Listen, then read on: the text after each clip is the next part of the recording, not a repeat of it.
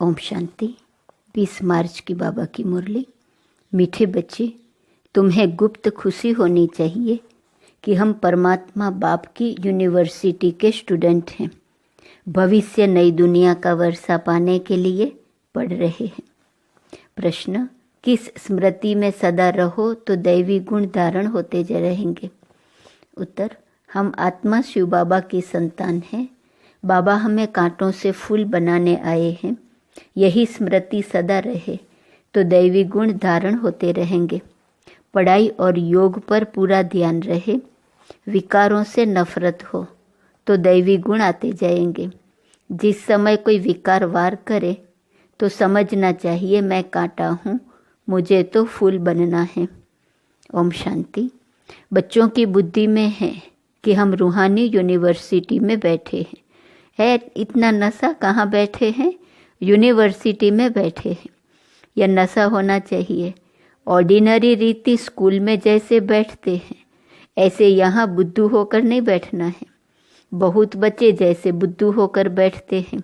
याद रहना चाहिए यह ऊंचते ऊंच परमपिता परमात्मा की यूनिवर्सिटी है, उनके हम स्टूडेंट हैं। तो तुम्हारे में कितनी फलक होनी चाहिए। यह है गुप्त खुशी, गुप्त ज्ञान। हर एक बात गुप्त है। कईयों को यहाँ बैठे भी बाहर के गंदे ख्यालात आते रहते हैं।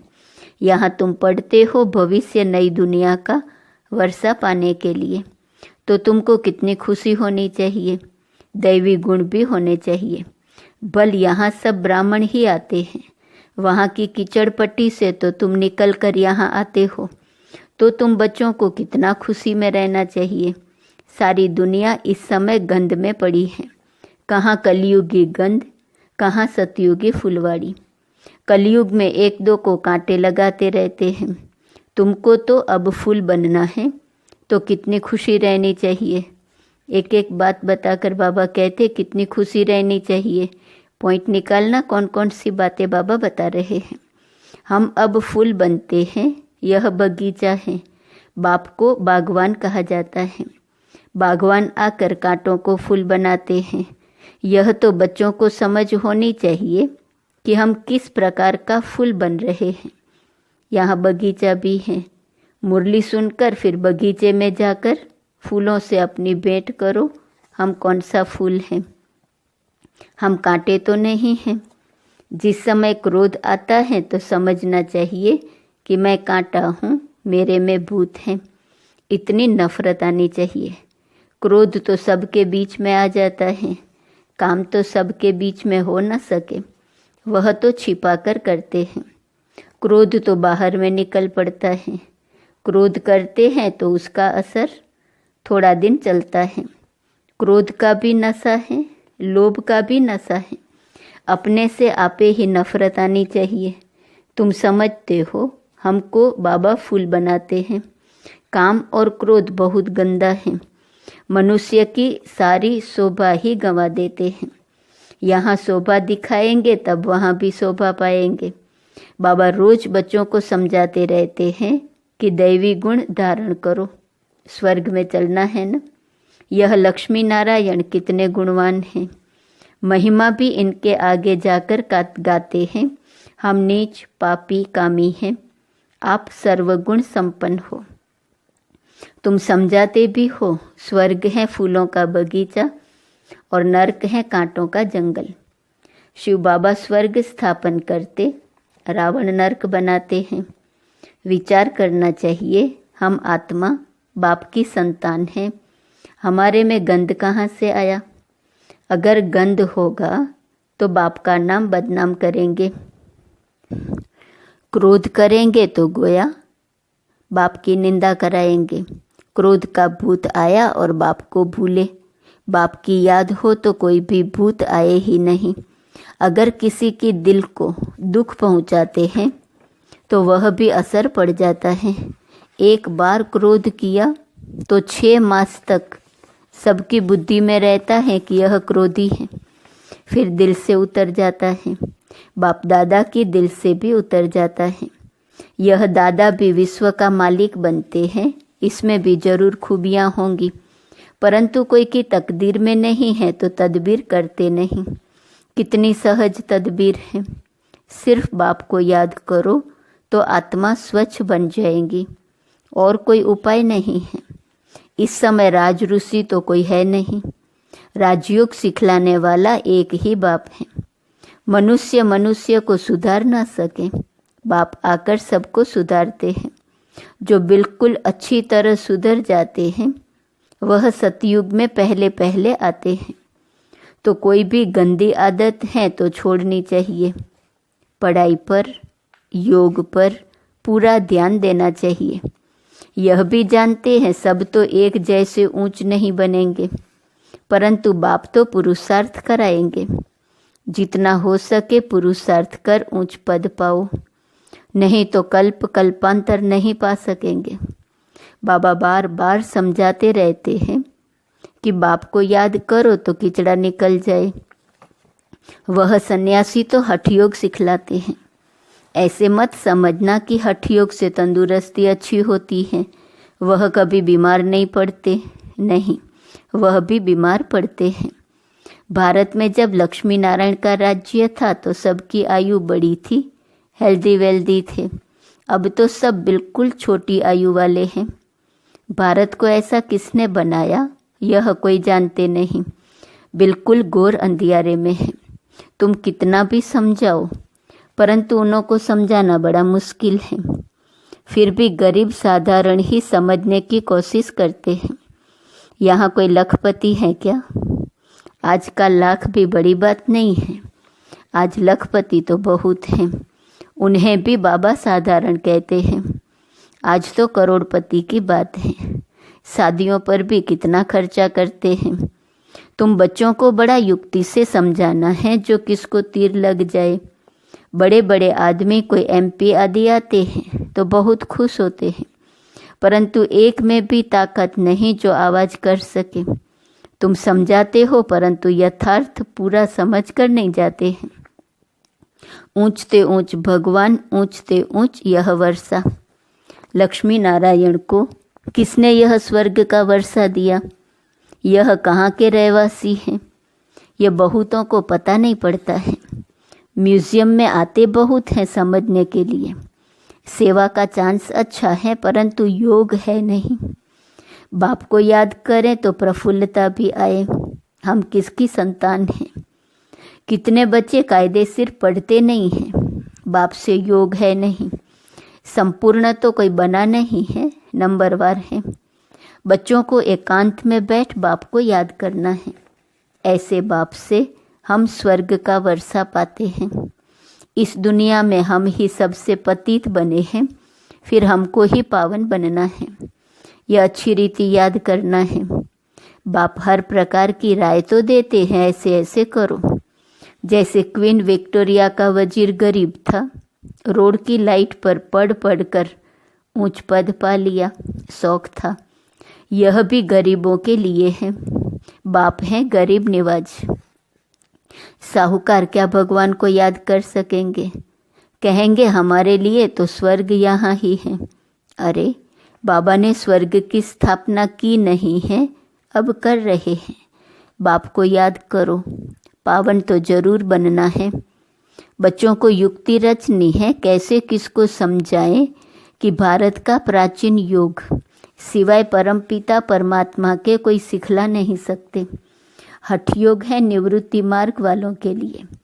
बाप समझाते रहते हैं, जब किसका कल्याण करना होगा तो फिर लिखेंगे भी ऐसे। अभी देरी है तो किसकी बुद्धि में आता नहीं है। तुम्हारी है यह ईश्वरीय मिशन। तुम्हें मनुष्यों को देवता बनाने की सेवा करनी है। दुनिया में तो अनेक प्रकार की मतें निकलती रहती हैं, तो उनका कितना शो होता है। अंधश्रद्धा कितनी है। रात दिन का फर्क है। तुम ब्राह्मणों में भी रात दिन का फर्क है। कोई तो कुछ भी जानते नहीं है, बहुत सहज। अपने को आत्मा समझो, बाप को याद करो तो पाप कट जाएंगे। दैवी गुण धारण करो तो ऐसे बन जाएंगे। ढिंढोरा पिटवाते रहो। देह अभिमान न हो तो ढोलक गले में डाल सबको बताते रहो कि बाप आया है। कहते हैं मुझे याद करो तो तुम पतित से पावन बन जाएंगे। यह घर घर में संदेश देना है। सभी पर कट चढ़ी हुई है, तमो प्रधान दुनिया है। सबको बाप का पैगाम जरूर पहुंचाना है। पिछाड़ी में तुम्हारी वाह वाह निकलेंगी, कहेंगे कमाल है इनों की। इतना जगाया परंतु हम जगे नहीं। जो जगे उन्होंने पाया, जो सोए उन्होंने खोया। बाप बादशाही देने आते हैं, फिर भी खो लेते हैं। सर्विस की युक्तियां रचनी चाहिए। बाप आया है, कहते हैं मामे कम याद करो तो विकर्म विनाश होंगे। पवित्र बन पवित्र दुनिया का मालिक बन जाएंगे। याद नहीं करेंगे तो पाप कटेंगे नहीं। कोई भी कट न रहे तब ऊंच पद पा सकते हो, नहीं तो पद भी कम, सजाएं भी खाएंगे। सर्विस की अच्छी मार्जिन है। चित्र साथ में ले जाने से सर्विस कर सकेंगे।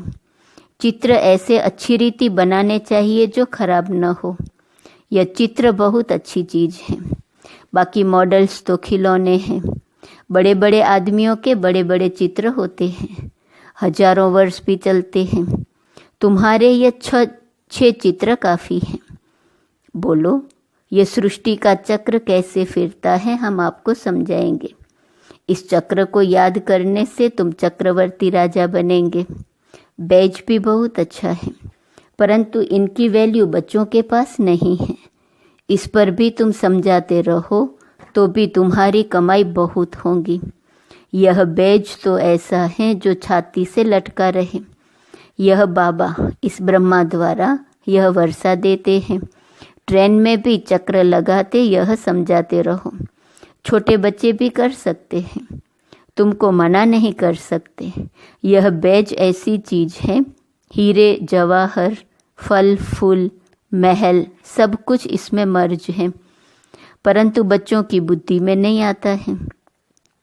बाबा ने बहुत बारी समझाया है, चित्र साथ में जरूर हो। तुमको कोई उल्टा सुल्टा भी बोलेंगे।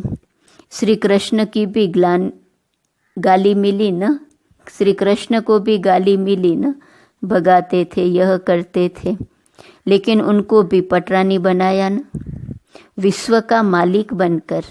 फिर ऐसे काम थोड़े ही करेंगे। इस ज्ञान में बहुत नशा होना चाहिए। हम चाहते हैं जल्दी विनाश हो जाए, फिर कहते हैं अभी तो बाबा साथ हैं। बाबा को छोड़ देंगे तो फिर बाबा 5000 वर्ष के बाद मिलेगा। ऐसे बाबा को हम कैसे छोड़े? बाबा से तो हम पढ़ते रहें। यह है ब्राह्मणों का ऊंचे ते ऊंचा जन्म। ऐसा बाप जो हमको राजा ही दे रहा है, फिर तो हम उनसे मिलेंगे नहीं। परंतु गंगा पर रहने वालों को इतना कदर नहीं रहता। बाहर वाले कितना महत्व रखते हैं। यहाँ भी बाहर वाले कुर्बान जाते हैं। अगर योग का बल नहीं है तो किसी पर भी समझाने का असर नहीं होता। कुछ भी समझते नहीं। आते बहुत हैं, लिखते हैं ऐसे ऐसे समझाया, कहते हैं बहुत अच्छा है। बाबा समझते हैं, सुना ऐसे जैसे सुना ही नहीं, जरा भी समझा नहीं। बाप को ही नहीं जाना है। अगर कुछ समझे तो ऐसे बाप से कनेक्शन तो रखे, चिट्ठी लिखे, जट सुन तुमसे पूछे कि तुम ऐसे बाप को चिट्ठी कैसे लिखते हो बताओ। शिव बाबा केयर ऑफ ब्रह्मा एकदम लिखने लग पड़े। यह तो रथ है न, परंतु ज़्यादा कीमत तो उनकी है जो इसमें प्रवेश करते हैं। सर्विस करते करते बहुत बच्चों के गले थक जाते हैं, परंतु योग नहीं है तो तीर नहीं लगता है। इसको भी ड्रामा कहेंगे। बाबा को जान लिया तो फिर बाबा से मिलने बगैर रह नहीं सकेंगे। ट्रेन में भी योग युक्त होकर आए, हम जाते हैं बाबा के पास। जैसे विलायत से आते हैं तो स्त्री बाल बच्चे सब याद आते हैं। यह तो हम किसके पास जाते हैं? तो रास्ते में कितनी खुशी होनी चाहिए। सर्विस करते करते आना चाहिए। बाबा है सागर, देखते हैं बच्चे फॉलो कर रहे हैं। ज्ञान की लहरें उठती हैं तो देखकर खुश होते हैं। यह तो बहुत अच्छा सपूत बच्चा है। सवेरे याद की यात्रा में बहुत फ़ायदा है। ऐसे भी नहीं सिर्फ सुबह को याद करना है, उठते बैठते खाते पीते याद किया सर्विस की तो तुम यात्रा पर हो। अच्छा, मीठे मीठे सिकिलते बच्चों प्रति माता पिता बाप दादा का याद प्यार और गुड मॉर्निंग। रूहानी बाप की रूहानी बच्चों को नमस्ते, रूहानी बच्चों की रूहानी बाप को नमस्ते नमस्ते नमस्ते। धारणा के लिए मुख्य सार, किसी की दिल को दुखी नहीं करना है।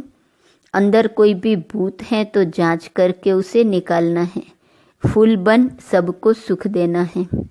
दूसरी पॉइंट, हम ज्ञान सागर के बच्चे हैं तो अंदर ज्ञान की लहरें सदा उठती रहे। सर्विस की युक्तियां रचनी है, ट्रेन में भी सर्विस करनी है।